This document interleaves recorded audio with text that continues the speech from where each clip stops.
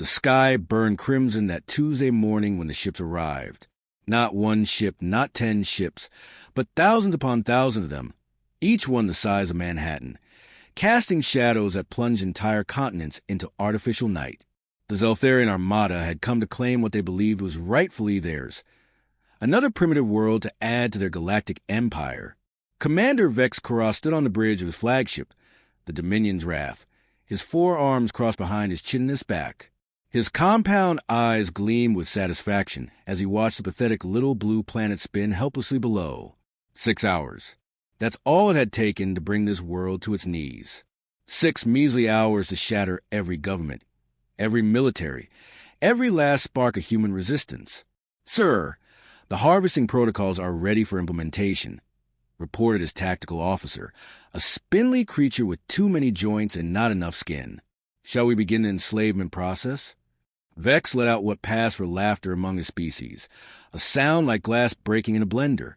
"Oh, by all means. Let's give these, what do they call themselves humans, a proper Zeltharian welcome." The first wave of capture ships descended like metallic locusts. Tractor beams swept across cities, yanking people from their homes, their cars, their hiding places. Mothers clutched their children as they were lifted skyward. Fathers fought against invisible forces, their fists useless against technology beyond their comprehension. The elderly, the young, the strong, the weak. It didn't matter. The Zelthari took them all. In Washington, D.C., President Martinez sat in the Oval Office, her hands shaking as she signed what amounted to humanity's surrender. The nuclear option had been discussed and dismissed within minutes. The alien shields could deflect anything Earth could throw at them, and retaliation would mean the complete annihilation of every living thing on the planet. Better to live as slaves than to die as free corpses. Or so the thinking went. "Madam President," her chief of staff whispered, "the emergency broadcast is ready." She nodded, her throat tight with unshed tears. Tell them we did everything we could." But even as those words left her lips, she knew they rang hollow. Everything they could, they had rolled over like obedient dogs at the first sign of superior firepower. Where was the human spirit she had read about in history books? Where was the defiance that had built nations and toppled empires? Apparently, it had died somewhere between morning coffee and alien invasion. In suburban Phoenix, 12-year-old Zara Chen sat in her bedroom closet, her knees drawn up to her chest, listening to the sounds of chaos outside. Her parents had already been taken, swept up in the first wave of captures while they frantically tried to start their car. She had watched from her bedroom window as the beam of light lifted them into the sky, their faces etched with terror and helplessness. Now she was alone. The house creaked and groaned around her as alien craft passed overhead. Through the thin closet door, she could hear the news anchor's voice breaking as he delivered humanity's death sentence. "This is Channel 7 News, and I'm sorry to report that all major world leaders have agreed to immediate and unconditional surrender to the alien forces. Citizens are advised to comply with all directives, and may God help us all." Zara pressed her face against her knees and tried not to scream. This wasn't how it was supposed to go. In the movies, humans always found a way to fight back. There was always a hero, always a plan, always some brilliant scientist or brave soldier who figured out the aliens' weakness just in time to save the day. But this wasn't a movie. This was Tuesday morning, and the world had ended before lunch. The Zelthari work camps were established with ruthless efficiency. Massive force fields contained entire city populations, while construction drones erected processing facilities with mechanical precision. Humans were sorted by age, health, and physical capability. The young and strong went to the mining operations. The skilled went to manufacturing. The old and infirm went elsewhere. No one talked about where elsewhere was. In Camp Delta 7, formerly known as downtown Denver, Dr. Zara Chen found herself assigned to the research division. Her Ph.D. in xenobiology had apparently impressed her captors enough to spare her from the hard labor camps. Small mercies, she supposed, though mercy seemed like the wrong word for anything the Zelthari did.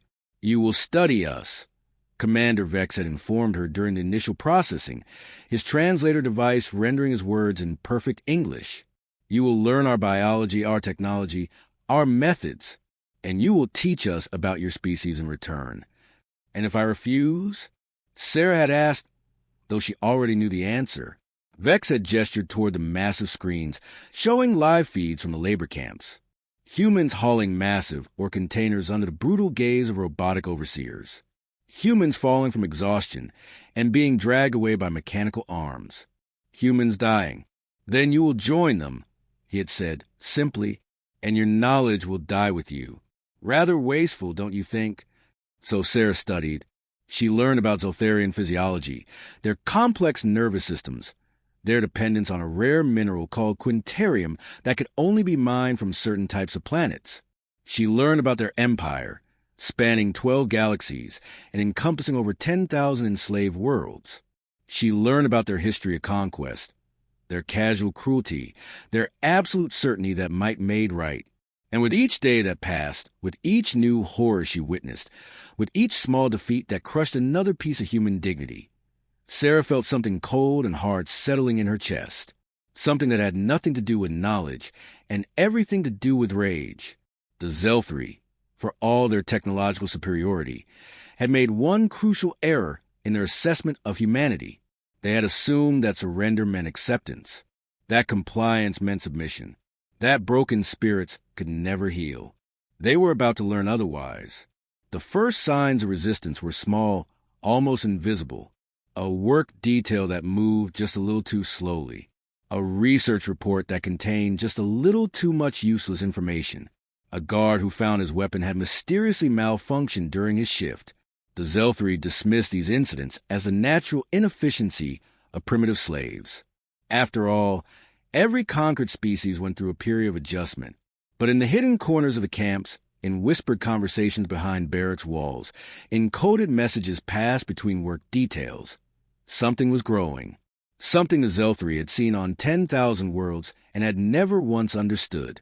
Hope.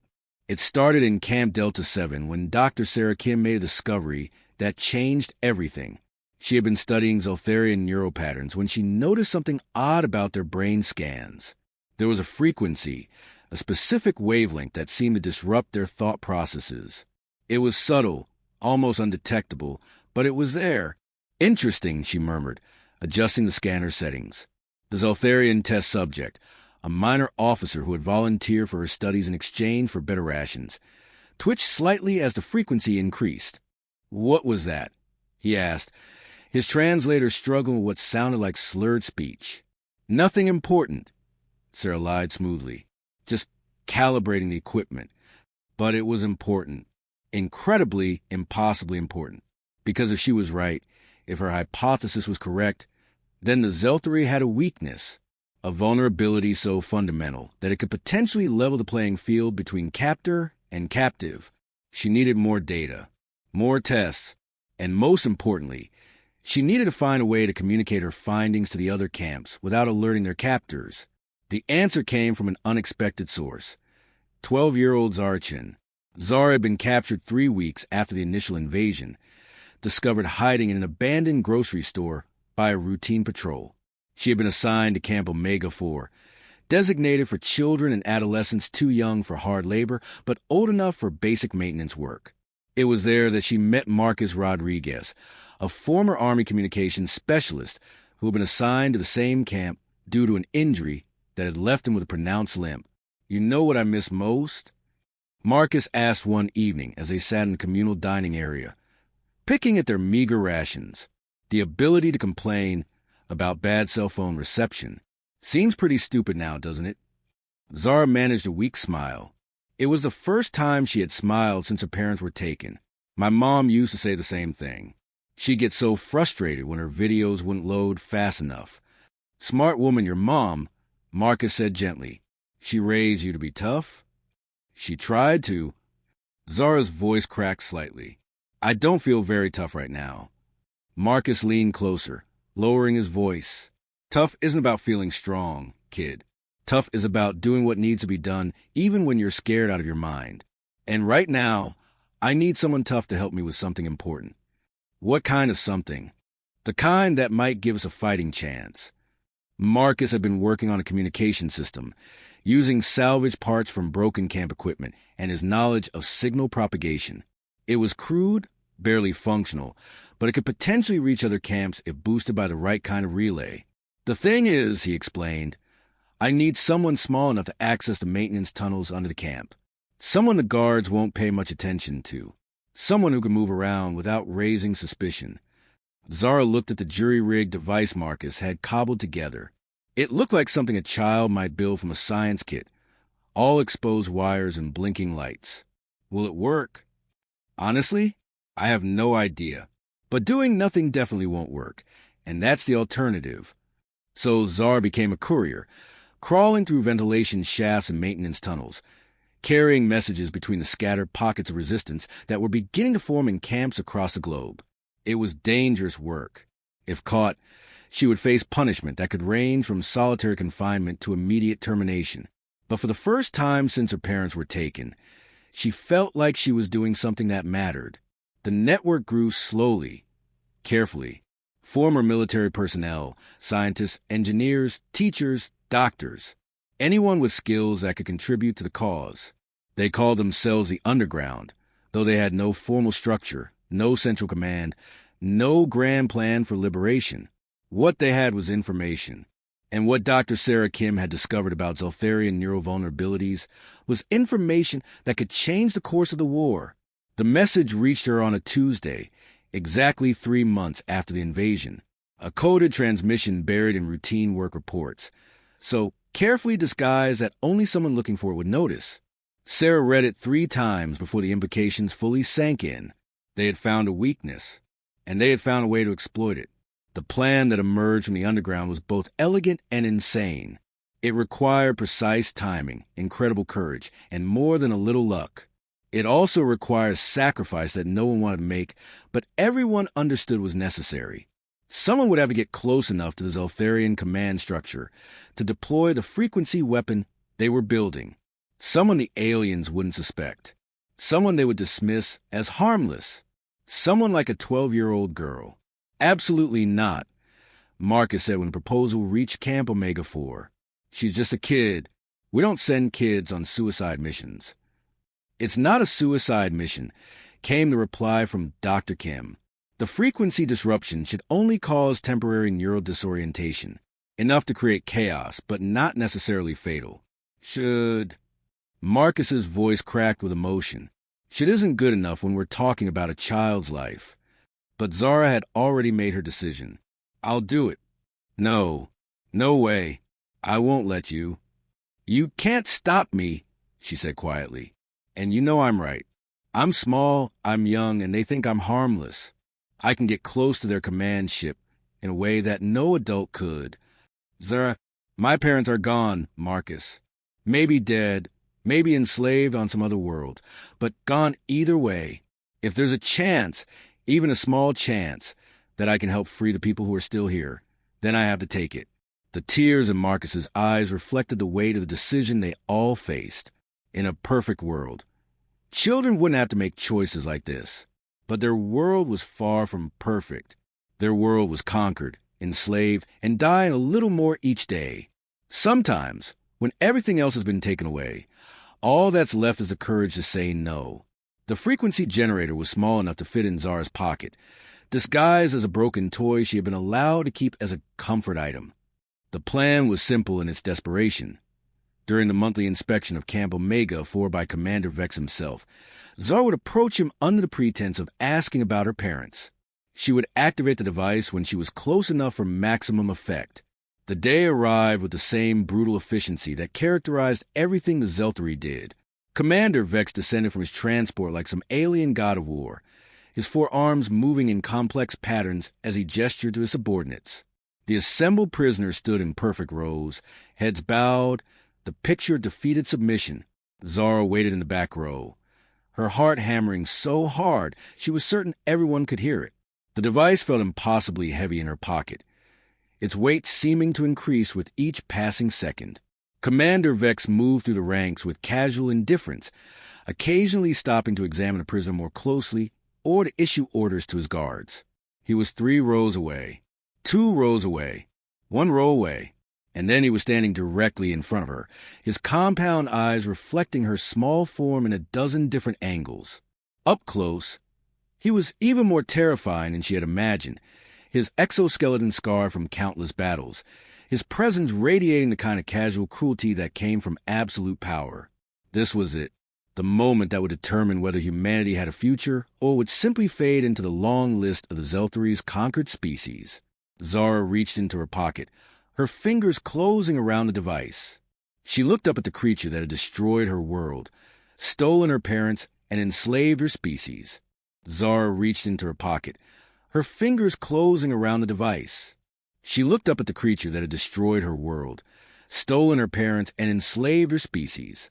And then, with all the defiance that 12 years of human life could muster, she spoke just one word. No. The word hung in the air like a challenge to the universe itself. Such a simple word, spoken by such a small voice, yet it carried the weight of an entire species' defiance. Commander Vex Karas stopped mid-stride, his compound eyes focusing on the tiny human who had dared to speak without permission.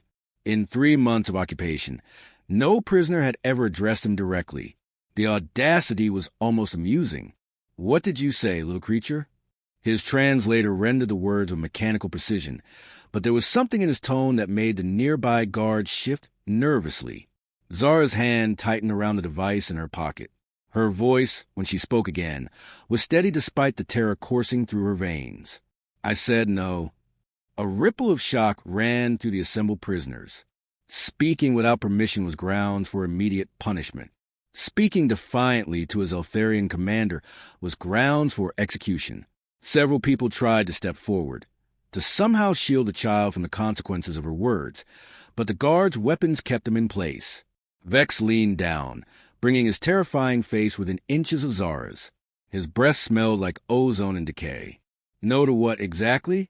Do you perhaps not understand your situation, young one? You are property now. Zeltharian property. Property does not say no. I'm not property." The words came out stronger this time, fed by a growing fire that Zara hadn't known existed within her. "My parents aren't property. None of us are property. We're human beings, and we don't belong to you." The silence that followed was deafening. Even the wind seemed to hold its breath as prisoner and captor stared at each other across an impossible gulf of power and circumstance. Then Vex began to laugh. That horrible, glass-breaking sound that passed for amusement among his kind echoed across the camp. "Oh, this is rich. This is absolutely delicious. The little pet thinks it has rights." He straightened to his full height, towering over the assembled humans like some nightmare made flesh. "Let me educate you about rights, child. Rights are something the strong grant to the weak out of magnanimity. We are strong. You are weak. Therefore, you have exactly the rights we choose to give you. And right now, I choose to give you none." Vex raised one of his forearms, claws extended, preparing to make an example that would crush any remaining spark of resistance in the camp. It was a gesture he had made thousands of times on thousands of worlds. The execution of defiance was as routine to him as breathing. But Zara wasn't finished. "You're wrong," she said, and this time her voice carried something that made Vex pause. Not fear, not submission, but something infinitely more dangerous. Certainty. Rights aren't something you give us. They're something we already have. And the right to say no, that's the most important one of all. She pulled the device from her pocket and pressed the activation button. The frequency generator was small, barely larger than a smartphone, but the wave it emitted was perfectly calibrated to disrupt Zeltharian neural pathways. Dr. Zara Chen had done her work well. The effect was immediate and devastating. Commander Vex staggered backward, his forearms flailing as his nervous system suddenly found itself unable to process basic motor functions. The translator device on his chest sparked and went dead. His compound eyes rolled wildly as competing signals flooded his brain, each one contradicting the last. The other Zeltharian guards weren't faring any better. Across the camp, the aliens dropped their weapons and clutched their heads, strange keening sounds escaping their vocal apparatus as the frequency overwhelmed their ability to think coherently. But the humans heard nothing more than a faint buzzing, like an old television tuned to a dead channel. For a moment, nobody moved. The sudden reversal was so complete, so unexpected that both captors and captives seemed frozen in disbelief. Then Marcus Rodriguez's voice cut through the silence like a sword through silk. "Well, what are you waiting for? Christmas? Move, move, move." The camp exploded into action. 3 months of pent-up rage and desperation erupted as thousands of prisoners surged forward to reclaim their freedom. The Zeltharian guards, still riding from the neural disruption, were overwhelmed in seconds. Their advanced weapons were turned against the very force fields that had contained the human population. Similar scenes played out across the globe as underground operatives in dozens of camps activated their own frequency generators. The carefully coordinated assault caught the Zelthari completely off guard. For the first time in their species' history of conquest, they found themselves on the losing side of a battle. In the chaos, Zara found herself swept along by the tide of escaping prisoners. The device in her hand had gone silent, its single-use power source exhausted, but its work was done. All around her, people were running, shouting, fighting, crying. The sound of freedom was apparently very loud. "Zara." Marcus caught up with her near the camp's main gate, his limp forgotten in the adrenaline of the moment. "Kid, you did it. You actually did it." She looked back at Commander Vex, who was still on the ground, his movements jerky and uncoordinated. "Is it going to be okay?" Marcus blinked in surprise. "You're worried about him? After everything he's done?" "I'm not worried about him," Zara clarified. "I'm worried about us. If we become the kind of people who enjoy watching others suffer, then what's the difference between us and them?" It was a profound observation from someone who had just helped liberate an entire planet. And Marcus found himself looking at the 12-year-old girl with something approaching awe. The aftermath of Liberation Day, as historians would later call it, was chaotic beyond imagination. The Zeltharian fleet, its command structure disrupted by the frequency attacks, attempted to reestablish control through orbital bombardment. But the underground had prepared for this contingency as well. Dr. Zara Kim's research had revealed another crucial weakness in Zeltharian technology. Their shields were nearly impenetrable from the outside, but relatively fragile from within. Using salvaged components and stolen access codes, human engineers managed to turn the aliens' own defensive systems against them. The irony was delicious. The same force fields that had imprisoned humanity now protected Earth from Zeltharian retaliation. But the real victory wasn't technological. It was psychological. News of the successful resistance spread through the Zeltharian Empire like wildfire.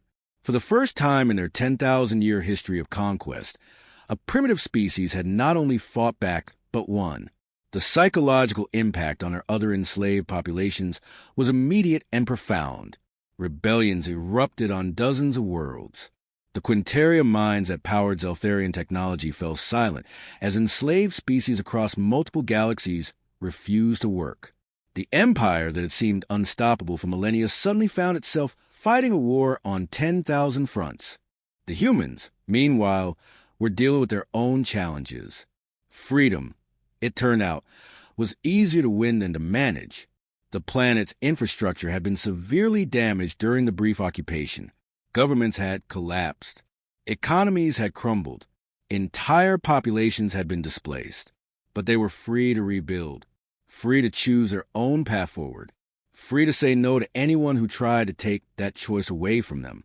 Zara Chen found herself an unlikely celebrity, the girl who had spoken truth to power and changed the course of galactic history. She didn't particularly enjoy the attention, but she understood its importance. Sometimes, people needed symbols of hope to remind them what was possible. 6 months after Liberation Day, she stood before the newly formed United Earth Council, addressing the assembled representatives from every nation on the planet. "People keep asking me if I was scared," she said, her voice carrying clearly through the packed assembly hall. Of course I was scared. I was terrified. But being scared doesn't mean you can't act.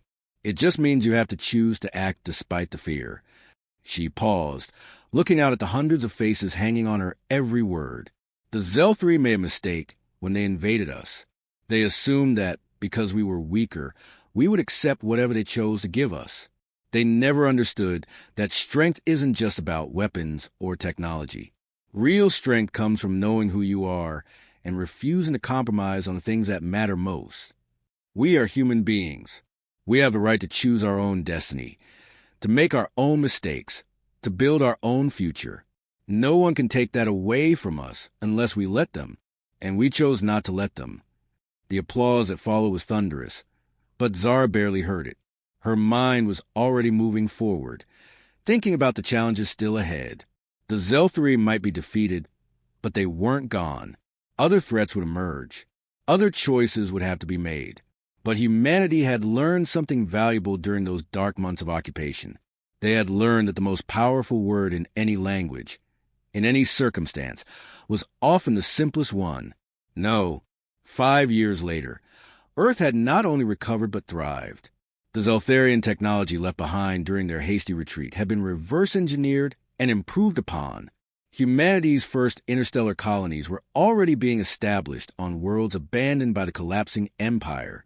Zara, now 17, served as an ambassador to the Coalition of Free Worlds, an alliance of species that had thrown off Zeltharian rule. It was a role she had never expected, but one she had grown into with the same quiet determination that had characterized her since childhood. The former commander Vex Koroth lived in comfortable exile on a small island in the Pacific, his neural damage having left him permanently unable to function in Zeltharian society. He spent his days writing memoirs that no one would publish and tending a small garden that reminded him of his lost homeworld. Sometimes, when the sun was setting and the ocean breeze carried the scent of growing things, he would remember the moment when a small human child had looked him in the eye and refused to accept his authority. He never quite understood how such a simple word could have changed everything, but he had learned to respect its power. The word that had toppled an empire. The word that had set a galaxy free. No, on quiet evenings, when Zara walked along the rebuilt streets of her hometown, she sometimes thought about her parents. Their fate remained unknown, lost somewhere in the vastness of space, along with millions of other abductees. But the search continued, and hope remained alive. The human race had learned many things during their brief period of enslavement. They had learned about technology beyond their wildest dreams. They had learned about the complexity of galactic politics. They had learned about the price of freedom and the cost of complacency. But perhaps most importantly, they had learned that sometimes the smallest voice, speaking the simplest truth, could echo across the universe and change everything. Because in the end, every great revolution, every fundamental change, every leap forward for sentient beings everywhere, begins with someone having the courage to look power in the eye and speak just one word. No, and that word, one spoken with conviction and backed by unshakable will, becomes the first syllable of freedom itself. The Zelthri had enslaved Earth in 6 hours, but it had taken only one word from one small girl to begin their empire's fall. And in the long history of the galaxy, filled with the rise and fall of countless civilizations, that would be remembered as the moment when humanity announced to the universe that they could not be conquered, could not be broken, and would never, ever stop fighting for the right to determine their own destiny. The girl who had spoken that word grew up to become a woman who would help shape the future of a free galaxy. But she never forgot the lesson she had learned in that moment of ultimate defiance, that the power to say no is the foundation of every other freedom. And sometimes, when young people asked her for advice about standing up to bullies or fighting injustice or finding the courage to do what's right even when it's difficult, she would smile and tell them the same thing her mother had once told her. Tough isn't about feeling strong. Tough is about doing what needs to be done even when you're scared out of your mind. Then she would add something her mother had never had the chance to learn. And sometimes all you need to change the world is the courage to say one simple word. But you have to mean it when you say it. You have to be willing to pay the price for saying it. And you have to be prepared for what happens next. Because once you say no to tyranny, once you refuse to accept that might makes right, once you stand up and declare that you will not be moved from your principles, well, that's when the real adventure begins. The word that freed a galaxy still echoed in the halls of power across the known universe. A reminder that sometimes the smallest voice can speak the loudest truth. No, simple, powerful, revolutionary. The word that started it all.